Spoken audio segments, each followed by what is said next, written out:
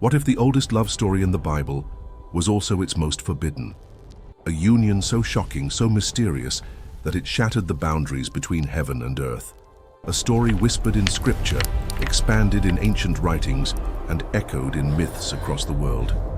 The sons of God and the daughters of men, their meeting was not just about love. It was about power, desire, rebellion, and consequences that shook the foundations of creation itself. For centuries, scholars, rabbis, priests, and storytellers have wrestled with these words. Were the sons of God angels who abandoned their heavenly estate to be with mortal women? Were they kings, tyrants, rulers who took what they desired? Or were they something else entirely? A mystery so great that even today it divides the church, fuels debates and inspires theories of giants, demons, and the flood that nearly wiped humanity away. This isn't just theology. This is one of the oldest mysteries of humanity, interwoven with Mesopotamian flood epics, Greek legends of demigods, and tales of beings who walked the line between mortal and divine. And tonight we step into that mystery. So, who were the sons of God? Who were the daughters of men? And what dark secret lies behind this ancient forbidden love story? In the ancient pages of the Bible lies one of the most mysterious and debated passages ever written. It is brief, only a few verses, yet it has sparked endless questions, countless debates, and even inspired entire mythologies around it. Genesis chapter 6, verses 1 through 4, a text that almost seems like a riddle, speaks of a time when the sons of God looked upon the daughters of men, saw that they were beautiful, and took them as wives. From this union, the Bible tells us, came the mighty men of old, men of renown, giants upon the earth. But what does this mean? Who were these sons of God? Were they angels? Were they divine beings? Or were they simply men of power and authority? And if they were indeed something more than human, then what sort of forbidden love story is being hinted at here? Imagine this moment in the biblical timeline. Humanity is growing, spreading, filling the earth with families and tribes. But in the middle of this human drama, the Bible suggests that another kind of being steps into the story, an otherworldly figure, or perhaps an entire group of them. They see human women, they are captivated by their beauty, and they cross some kind of cosmic boundary to be with them. It is as if heaven and earth collided in the form of a love story, or perhaps, as many believe, a tragedy. This short passage has left generations of scholars, theologians, and even scientists bewildered, because the implications are enormous. If the sons of God were truly heavenly beings, then Genesis 6 is describing an event unlike anything else in human history, a blending of realms, a forbidden relationship that produced something beyond human.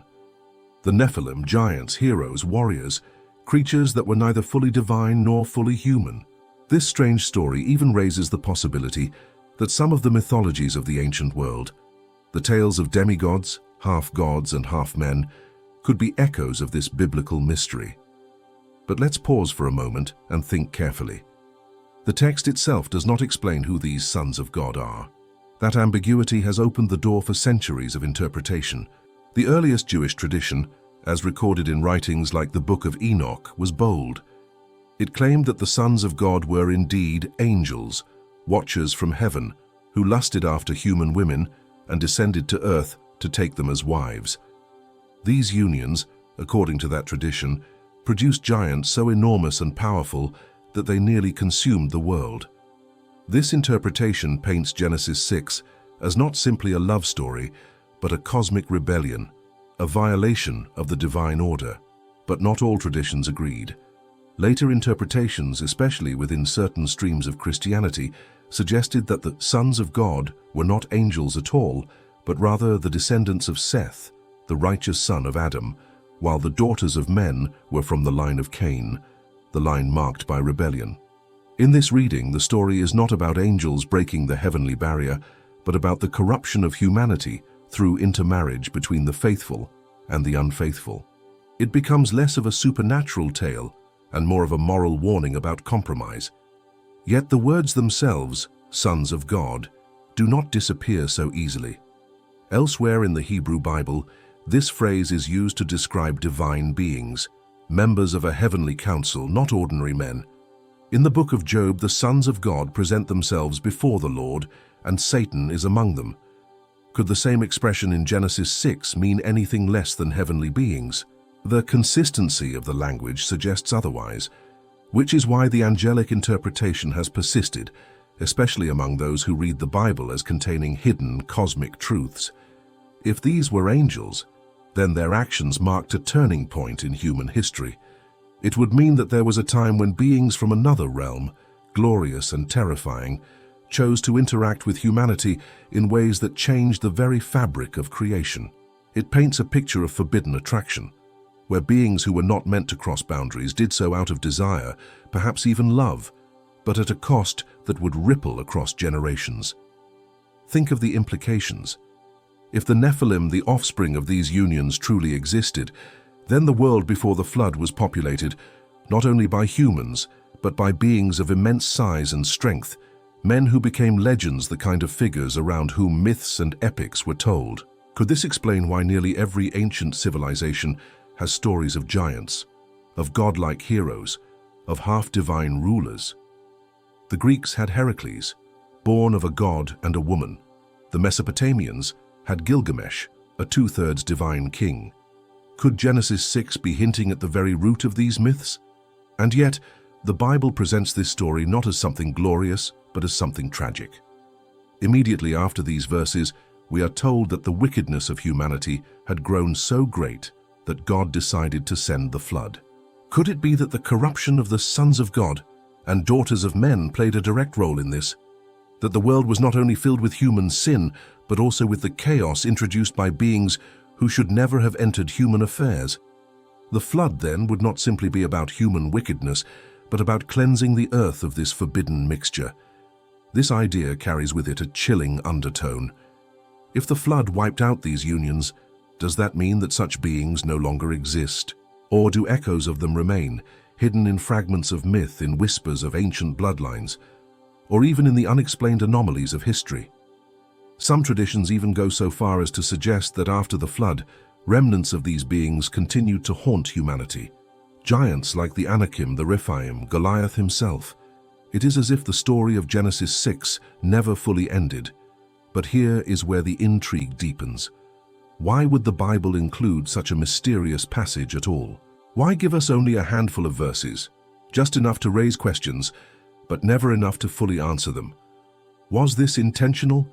Meant to keep us searching, to keep us wondering, to keep us aware that the world is far stranger than we think? Or is it possible that the fuller story was once known but later suppressed, deemed too dangerous, too controversial, too scandalous for the official canon? Consider this. In the ancient world, stories of divine beings intermingling with humans were everywhere. The Greeks, the Egyptians, the Sumerians, the Babylonians all spoke of gods who came down, who took human lovers, who fathered children of extraordinary power. But the Bible stands apart, not because it denies the possibility, but because it frames the story in a darker light. This is not celebrated, it is condemned. It is not a triumph, but a transgression. Which means that the Genesis account may be offering a counter-narrative to the myths of surrounding cultures, one that warns of the dangers of such unions rather than glorifies them. And so we are left with a tantalizing question. Was this truly a forbidden love story? A tale of heavenly beings who could not resist the beauty of earthly women? Or is it instead a parable, a symbol, a story told in mythic language to warn of deeper truths about the mixing of good and evil, of the dangers of stepping outside of divine boundaries? The deeper we go, the more we realize that Genesis 6 is not simply a story about long ago. It is a window into the very heart of the human condition. It touches on desire, on power, on rebellion, on the temptation to reach beyond our limits. It forces us to ask what happens when we cross boundaries that were never meant to be crossed. And it hints, ever so faintly, at the possibility that the world we see is not the whole story. Because even now, echoes of this tale continue to haunt us. Scholars debate, believers ponder, skeptics dismiss, but the mystery remains. Who were the sons of God? Who were the daughters of men? And what really happened in that strange ancient time before the flood, when love or lust or rebellion brought heaven and earth together in a way that changed history forever? When we continue to examine Genesis 6, it becomes clear that this passage is like a doorway, small and narrow on the outside, but opening into a vast chamber of questions and possibilities once you step through. And the further we walk into it, the more connections we find, not only in Scripture itself, but also in other ancient texts, in archaeology, in mythology, and even in the deep undercurrents of human imagination. Let us go first into the ancient Jewish traditions that sought to expand on this brief account. The Book of Enoch, though not part of the biblical canon, was once highly regarded by early Jewish communities and even referenced in the New Testament letter of Jude. In this book, the sons of God are identified as angels, known as the Watchers, who were appointed to observe humanity, but instead chose to abandon their heavenly station. They descended to earth, led by a figure named Semjaza, and they took for themselves human wives. But the story does not stop there. These angels not only fathered the Nephilim, but also introduced forbidden knowledge to humanity. They taught secrets of sorcery, enchantments, the use of weapons, the art of war, and even the practice of cosmetics and seduction. In other words, they did not just cross a boundary of love, they opened a floodgate of corruption. Here, the story takes on an even darker dimension. This was not simply romance or lust. It was the blending of heaven and earth in a way that spread chaos across the world. According to Enoch, the giants born from these unions became so massive and so ravenous that they consumed all the resources of the earth, even turning on humans themselves. Violence, bloodshed, and corruption filled the land until the cries of humanity reached the throne of God. In this telling, the flood was not simply divine punishment for human wickedness. It was an act of cleansing to rid the world of these unnatural beings and restore the balance of creation. But pause for a moment. Doesn't this sound eerily similar to other mythologies from around the globe?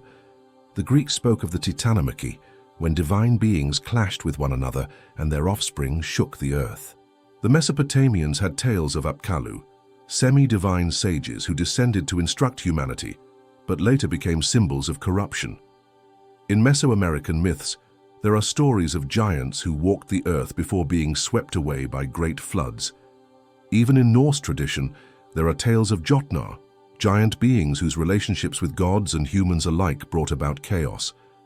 Could it be that all these stories, scattered across civilizations, are cultural echoes of a single ancient memory, a time when beings greater than humans once walked among us, leaving behind legends that have never quite faded from human storytelling?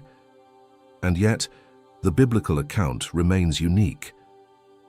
While other cultures glorified these half-divine offspring as heroes or demigods, Genesis presents them as part of the problem, a corruption that had to be judged. This sharp contrast suggests that Genesis may be deliberately rewriting the myths of surrounding cultures, turning tales of glory into a warning about boundaries that should never have been crossed. The question, however, remains, if these Nephilim were wiped away in the flood, why do we hear of them again later in the Bible? In Numbers 13, when the Israelite spies explore the land of Canaan, they return terrified, saying, "We saw the Nephilim there. The descendants of Anak come from the Nephilim. We seemed like grasshoppers in our own eyes, and we looked the same to them." How could this be? Were these simply exaggerated reports, an attempt by the spies to frighten the people? Or does this suggest that the Nephilim somehow survived the flood or returned in some way after it? This mystery has led to many theories. Some suggest that the flood did not wipe out every last remnant of these beings, and that their bloodline continued through certain figures, perhaps even through the wives of Noah's sons. Others believe that after the flood, fallen angels again took human women, repeating the same forbidden act. And some go even further, proposing that these beings were not destroyed but transformed, lingering in unseen ways, haunting the world as spirits, as demons, as shadows of their former selves. And here, the narrative begins to intersect with the realm of spiritual warfare. Could the fallen angels of Genesis 6 be the same as the principalities and powers that Paul speaks of in the New Testament? Could the Nephilim be the origin of the demonic forces that Jesus confronted in the Gospels, spirits that once had bodies but now roam seeking rest? This is a chilling possibility, one that blurs the line between the ancient world and our present reality. But let us step back again and look at another angle, the phrase sons of God itself. In Hebrew, it is Bene Elohim. This phrase appears not only in Genesis, but also in ancient Ugaritic texts, where it refers to divine beings, members of the council of gods surrounding El, the high god of Canaanite religion. This raises an intriguing question. Could Genesis 6 be deliberately echoing these older traditions, but recasting them through the lens of Israel's monotheism? Instead of presenting them as legitimate gods with rightful offspring, the Bible reduces them to rebellious beings who transgressed their proper place. Once again, the message is clear. Israel's God reigns supreme, and all other beings, no matter how mighty, fall short when they rebel against him. And yet, within this, there is still the haunting image of desire, of attraction that crossed cosmic lines.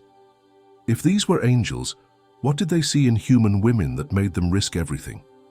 Beauty, yes, but more than that. Could it be that there is something about humanity itself, fragile, mortal, yet bearing the image of God, that drew even the watchers of heaven? It is a thought both romantic and terrifying, that the human condition holds a mystery so deep that it stirred longing even in the hearts of beings beyond this world. This leads us into another set of questions, ones that reach beyond ancient history and into philosophy, even into modern science. If Genesis 6 is speaking of beings from beyond the human realm interacting with mankind, does that suggest that the boundaries between heaven and earth, between the natural and the supernatural, are thinner than we think? Could this be connected to the universal human fascination with the other, with aliens, with spirits, with gods who descend from the sky?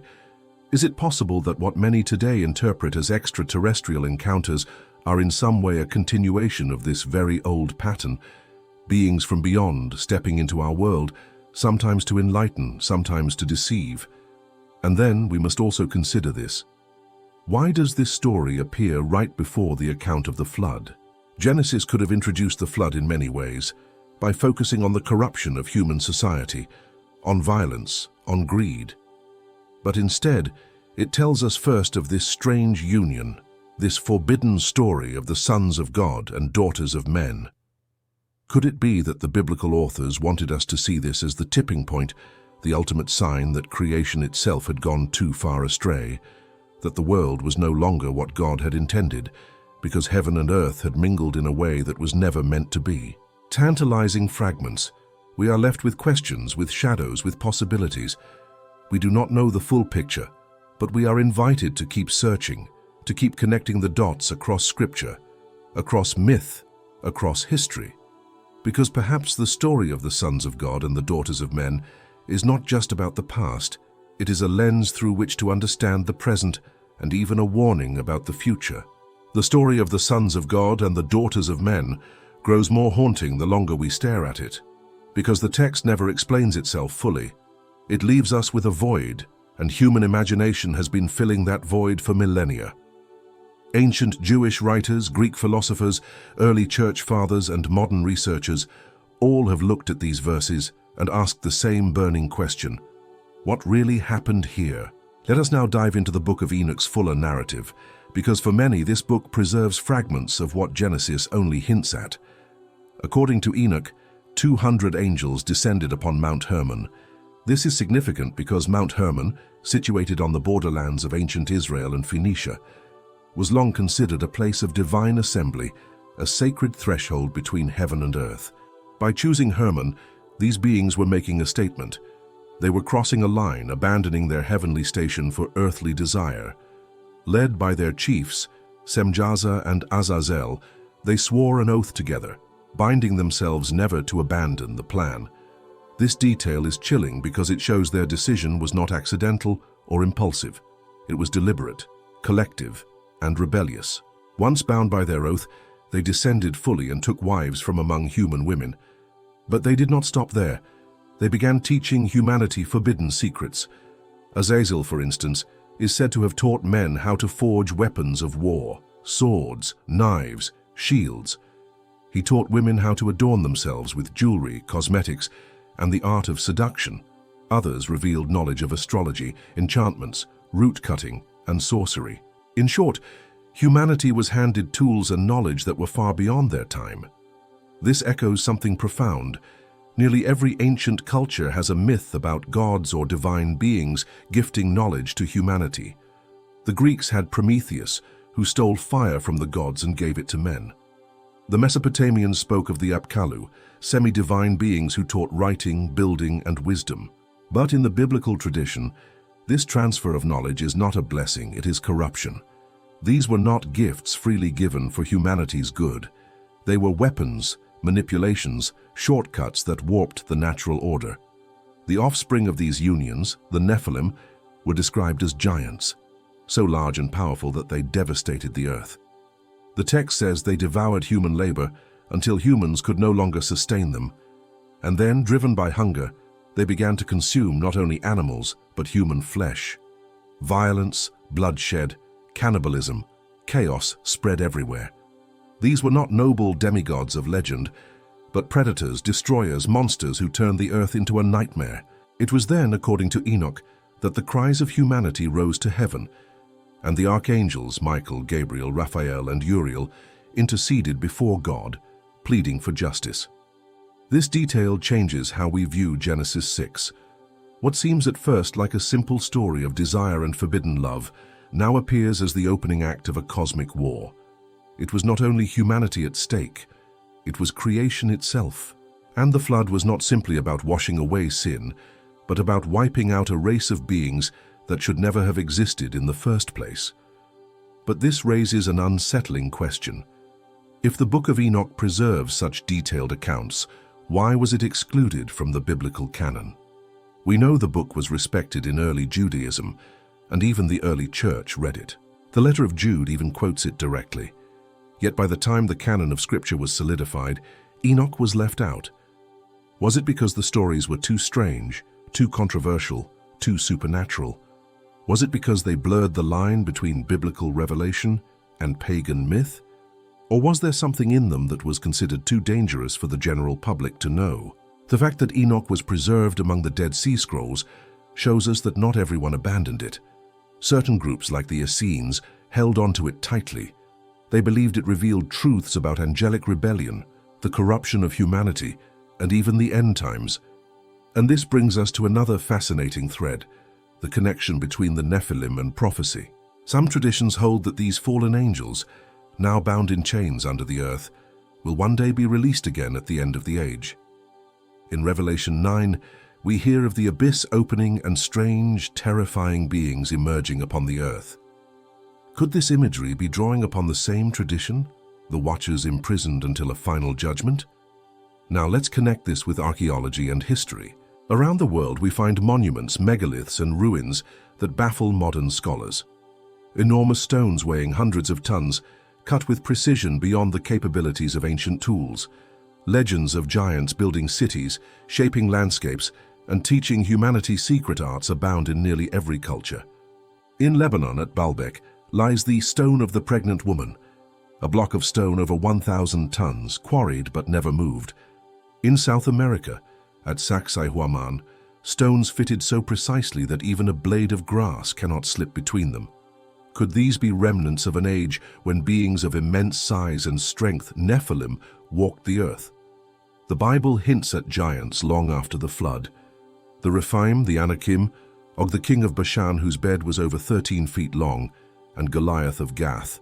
These are not random details.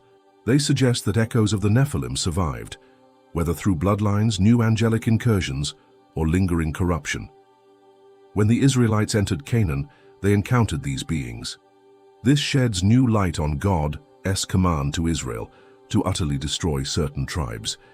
It was not merely about conquest, but about eliminating remnants of a corruption that went back to Genesis 6. And this leads us to an even greater theme, the seed war that runs throughout the Bible. From the very beginning in Genesis 3:15, God declares that the seed of the woman will one day crush the serpent's head, but the serpent's seed will be at war with hers. Could it be that the Nephilim were part of this conflict, Satan's attempt to corrupt the human bloodline so that the promised Messiah could never come? If humanity were no longer fully human, then the line leading to Christ would be compromised. The flood then becomes more than judgment.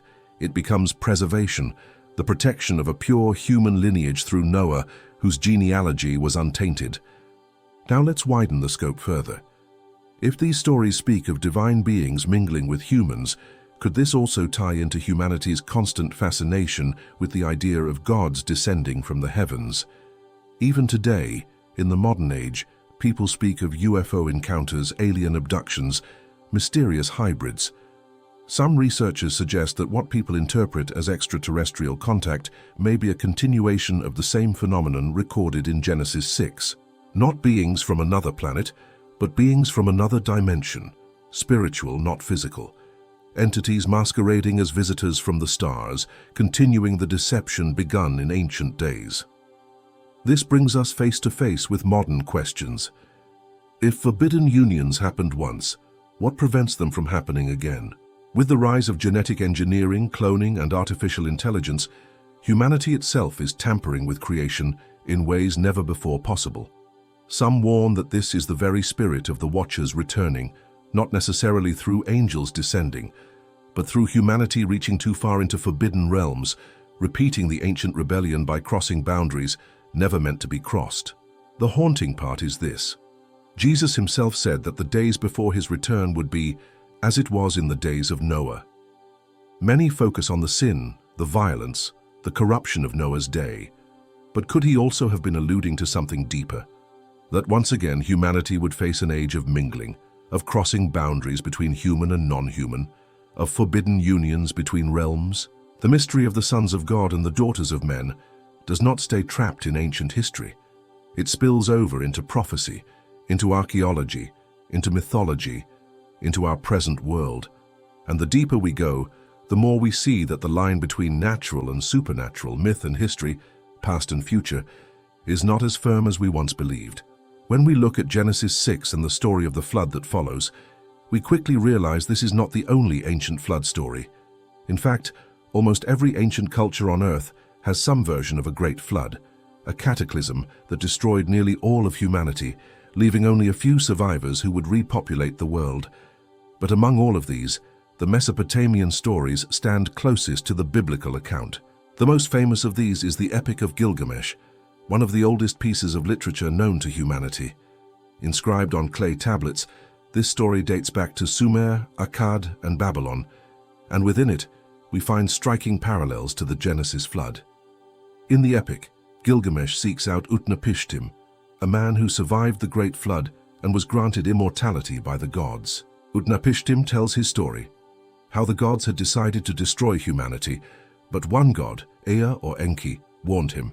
He was instructed to build a great boat, to gather animals and his family, and to ride out the storm that would destroy the world.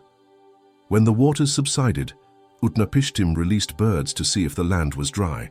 A raven, a dove, echoes that mirror the actions of Noah. But here is where it gets interesting. The Gilgamesh epic does not begin with the flood. It begins with giants, with heroes of old, men of renown. Gilgamesh himself is described as being 2/3 divine and 1/3 human, a demigod king, mighty and unmatched. He towers over others, ruling his people with such strength that they both feared and revered him. Doesn't this sound eerily like the Nephilim of Genesis 6? The mighty men of old, the men of renown? Could it be that the biblical account of the Nephilim is addressing the same memory that Mesopotamian literature glorified in the form of Gilgamesh? Notice the contrast. In the Gilgamesh epic, these giant-like figures are celebrated. Gilgamesh is a hero, someone to be admired, even if flawed. But in Genesis, these same figures are part of the corruption that leads to judgment. One tradition glorifies the mingling of gods and humans, while the other condemns it as rebellion. Two lenses, looking at perhaps the same history. Now consider the Atrahasis epic, another Mesopotamian flood narrative. Here the gods create humanity to do the labor the gods did not want to perform. But soon humanity becomes too numerous, too noisy, disturbing the gods with their clamor. The gods, angered by the uproar, decide to wipe them out with plague, famine, and finally a flood. But again, one god, Enki, spares Atrahasis by giving him instructions to build a boat. He survives with his family and animals, and afterward, humanity is re-established. But here's the key. In these Mesopotamian traditions, the gods themselves are portrayed as flawed, fickle, even childlike. They quarrel among themselves, they regret their decisions, they act out of annoyance or selfishness. The flood is not a moral judgment, but the result of divine irritation. Humanity suffers because of the whims of heaven. But in Genesis, the tone is different. The flood is not arbitrary, it is purposeful. It comes as judgment for violence, corruption, and the forbidden mingling of the sons of God with the daughters of men. One account portrays God's punishing humanity for making too much noise, while the other portrays God cleansing creation of deep corruption. The difference is striking. What makes this even more compelling is that the Mesopotamian region, the land between the rivers, the birthplace of civilization, was precisely where these stories circulated for centuries before Moses wrote Genesis. The Israelites would have known these tales, either directly or indirectly. So when Genesis 6 tells its story, it is not speaking into a vacuum. It is entering a world where people already knew of God's descending, of heroes born from divine human unions, of great floods sent to destroy mankind. But Genesis reinterprets those stories with a sharp edge. These unions were not glorious, they were rebellious. These heroes were not noble, they were corrupt. The flood was not capricious, it was just. This reframing is critical. It means that Genesis is not borrowing from Mesopotamian myths, it is correcting them. It is saying, yes, there was a flood, yes, there were mighty men of old, but you must understand them correctly. They were not the noble heroes you think they were. They were the Nephilim, the result of a forbidden crossing, and their presence brought destruction, not salvation. And let us not overlook Gilgamesh himself. In the epic, Gilgamesh seeks immortality, but he ultimately fails. He journeys to the ends of the earth, fights monsters, and consults the flood survivor, Utnapishtim, yet he cannot escape death. His story is a tragedy of a half-divine man striving for godhood, but falling short. Genesis, on the other hand, tells us that humanity was never meant to grasp immortality through rebellion or mingling with heavenly beings. True immortality, true life, comes only through the will of God. This parallel raises a tantalizing possibility. What if the tales of Gilgamesh and the Nephilim are not separate stories but two sides of the same coin? What if Gilgamesh was remembered in Mesopotamian culture as a hero, while the biblical tradition remembered him as part of a forbidden race that needed to be destroyed? Could Gilgamesh himself, or others like him, have been Nephilim? If so, then the entire epic of Gilgamesh may be one of the world's earliest records of the very beings Genesis 6 describes. Now let us pull back and think about this flood motif on a global scale. Native American legends tell of a flood that destroyed the world, with survivors floating in canoes or being guided by spirits. Hindu tradition speaks of Manu, warned by a fish god of an impending flood, who builds a great boat to survive. Polynesian myths tell of massive waves covering the islands, with a few surviving in hollowed-out trees. The Mayans, the Chinese, the Celts, all have flood stories. Could it be that all of these cultures are preserving a collective memory of the same event? And if so, then Genesis 6, with its story of the Nephilim, gives us the missing piece, the corruption that led to this universal cataclysm. The flood was not random. It was the climax of a forbidden story of heaven and earth colliding, of sons of God taking daughters of men, and of giants who spread chaos until the world itself had to be reset. And here is where the shadow of Genesis 6 stretches forward into prophecy. If the flood was the response to the first great rebellion of heaven and earth mixing, what happens if such a thing happens again? If humanity once again blurs the line between natural and supernatural, between human and otherworldly, would history repeat itself? Is that why Jesus warned, "As it was in the days of Noah, so it will be at the coming of the Son of Man"? Could he have been pointing not only to human corruption, but to a second incursion, a return of the forbidden mingling that brought the flood upon the world the first time? The mysterious passage of Genesis 6 didn't only spark curiosity in modern readers, it caused deep debates among ancient interpreters. Both Jewish scholars and the early Christian fathers wrestled with the question, who were the sons of God? What really happened between them and the daughters of men? And why does Scripture give us so little detail?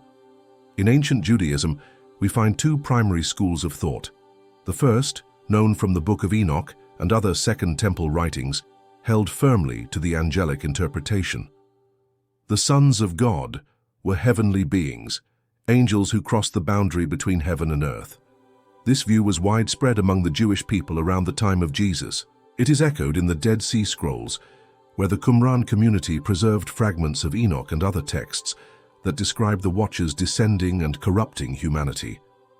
For these groups, Genesis 6 was not just a strange story, but a cosmic warning about rebellion and the dangers of forbidden knowledge. But not all Jewish interpreters agreed.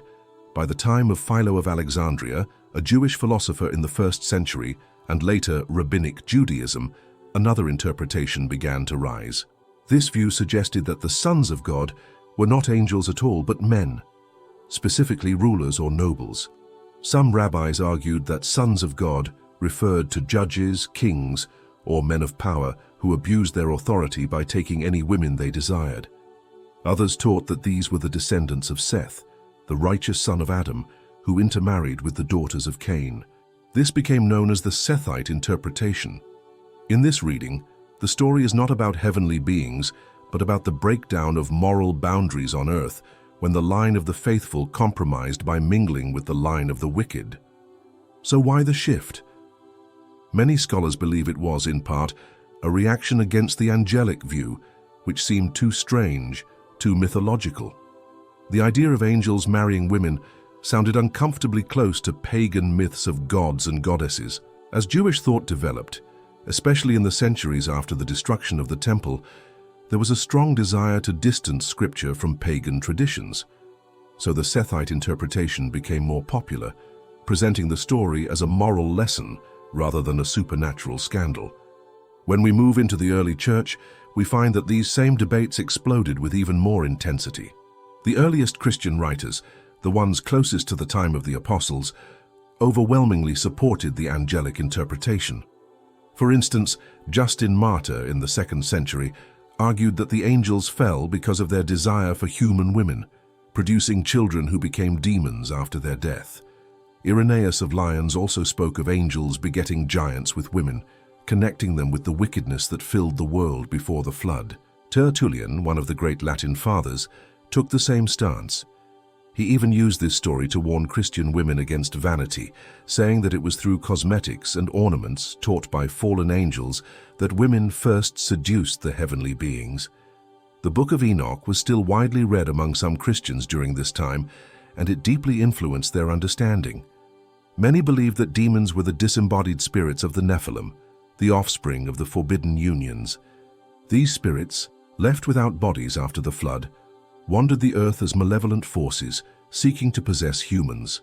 This interpretation linked Genesis 6 directly to the ministry of Jesus, who cast out demons. In their eyes, Jesus was not only confronting spiritual evil, but addressing the lingering consequences of the ancient rebellion of the Watchers. But as centuries passed, another group of Christian thinkers began to push back.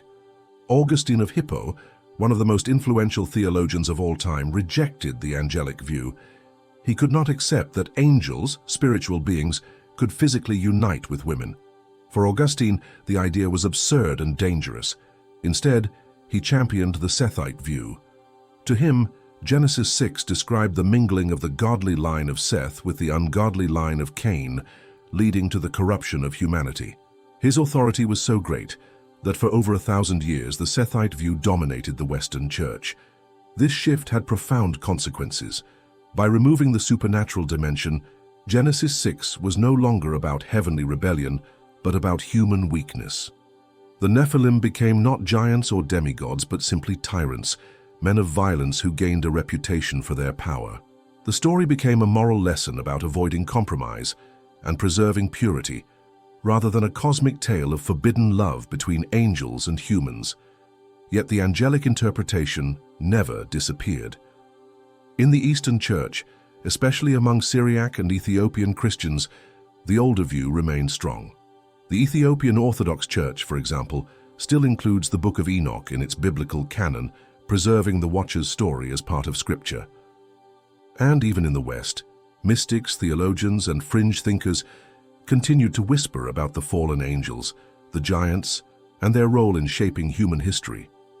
The tension between these two interpretations, angelic and Sethite, reflects something deeper. It is not just about the meaning of a single passage. It is about how we read the Bible itself.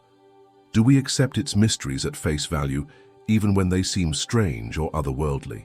Or do we seek to rationalize them, to make them more palatable, more in line with reason and philosophy? This debate has shaped not only Genesis. Think about how this filters into later theology. If you accept the angelic view, then the Bible is full of cosmic dramas, angels rebelling, demons arising, humanity caught in the middle of a war between realms. The world is a stage of unseen battles, with Genesis 6 as one of its key turning points. But if you accept the Sethite view, the Bible becomes more focused on human choices, human corruption, human sin. The drama is still there, but it is firmly grounded in human history, not in cosmic rebellion. And this debate has never truly ended. Even today, scholars, pastors, and lay people wrestle with these questions. Modern discoveries like the Dead Sea Scrolls have revived interest in the angelic interpretation, showing that it was not a fringe belief, but a mainstream understanding in the time of Jesus.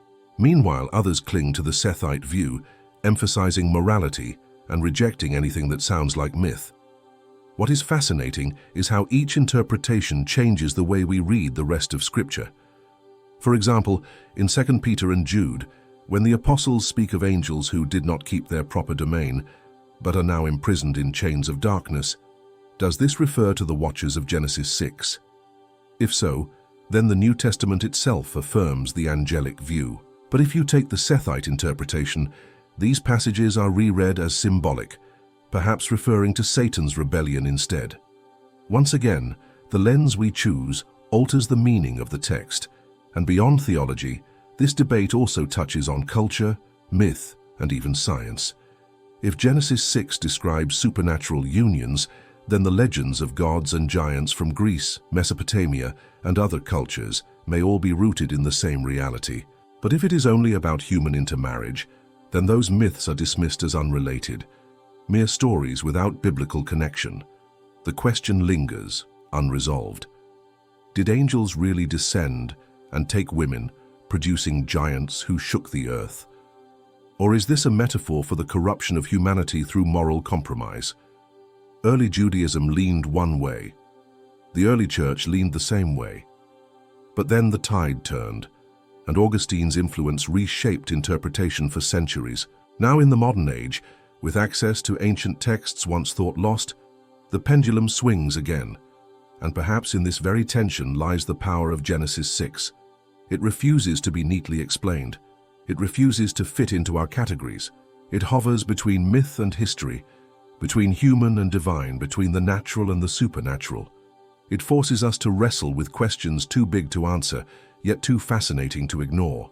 We have journeyed through one of the most enigmatic and controversial passages in the entire Bible, Genesis 6, where the mysterious sons of God took the daughters of men, and from their union came the Nephilim, the giants of old, the men of renown. We began by exploring the text itself, hearing the ancient words that sparked thousands of years of debate. We asked, who were these sons of God? Were they angels, heavenly beings who crossed the boundary into forbidden love? Or were they simply men of power, kings and nobles who abused their authority? Or perhaps the descendants of Seth, compromising their faith by intermarrying with the line of Cain?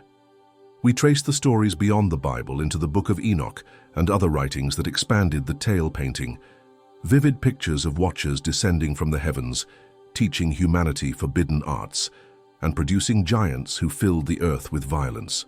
We saw how these traditions echoed across cultures, Greek myths of demigods, Mesopotamian legends of divine kings, and even the great flood stories like the Epic of Gilgamesh, all carrying whispers of a shared memory. We examined how the earliest Jews wrestled with this story, how the Dead Sea Scrolls reveal that the angelic interpretation was once mainstream, and how later rabbis shifted toward more rational explanations. We looked into the early church where Justin Martyr, Irenaeus and Tertullian believed in angels mingling with women, only for Augustine to reshape the discussion and dominate interpretation for centuries with the Sethite view. And we saw how, in the East, the ancient belief never fully died, preserved in traditions like the Ethiopian Orthodox Church and its Canon of Enoch. Through all of this, one theme emerges. Genesis 6 is not just a passage of scripture, it is a mirror reflecting humanity's deepest questions. It forces us to ask about the boundaries between heaven and earth, between the natural and the supernatural, between myth and history. It asks whether evil is purely human, or whether there are greater forces at work behind the corruption of the world. It challenges us to confront mysteries that resist tidy answers. The sons of God and the daughters of men, whether angels and women or the righteous and the wicked, become a symbol of crossing lines that should never be crossed. A story of desire, rebellion, corruption, and ultimately, judgment. The Nephilim, whether giants of flesh and bone or tyrants of human pride, stand as reminders of what happens when power, lust, and defiance spiral out of control. And yet, even in this strange and unsettling passage, there is a deeper current. Because after the unions, after the giants, after the violence, comes the flood. The judgment of God, yes, but also the preservation of Noah, the righteous man, and the promise of a new beginning. Genesis 6 is not only a tale of forbidden love and cosmic rebellion, it is also the prelude to redemption, a stage upon which the story of salvation will unfold. So, what do we make of it all? That is the beauty of Genesis 6. It refuses to be reduced. It will always provoke questions. It will always stir imagination. It will always invite us deeper into the mystery. And perhaps that is exactly what it was meant to do. As we close this exploration, remember, the ancient world was not as far removed from our own as we might think. They too asked about the unseen, about good and evil, about forces beyond our control. They too wondered if the world's legends and myths were fragments of something real, echoes of events long forgotten. And in their search, they left us stories that still haunt us today. Whether you see Genesis 6 as history, as myth, as theology, or as all of these woven together, one thing is certain. It is a story that refuses to be silenced, a story that continues to shape our imagination, our faith, and our hunger for truth. And so the sons of God and the daughters of men remain, not only as figures of the past, but as questions for the present. Questions about boundaries, about power, about love, about rebellion, about what it means to be human in a world that is more mysterious than we often dare to admit. This is not the end of the story. It is only a door, opening into countless others, giants, fallen angels, flood legends, and the echoes of ancient mysteries still waiting to be uncovered. Thank you for joining me on this journey. If this exploration has sparked your curiosity, if it has left you with more questions than answers, then it has done its work. Because the Bible, like the mysteries it contains, was never meant to be read once and set aside. It is meant to be wrestled with, questioned, and returned to again and again. I invite you to keep digging with me, to keep exploring the mysteries of Scripture, history, and the unseen world. Because the story is far from over. Until next time, stay curious, stay watchful, and never stop seeking.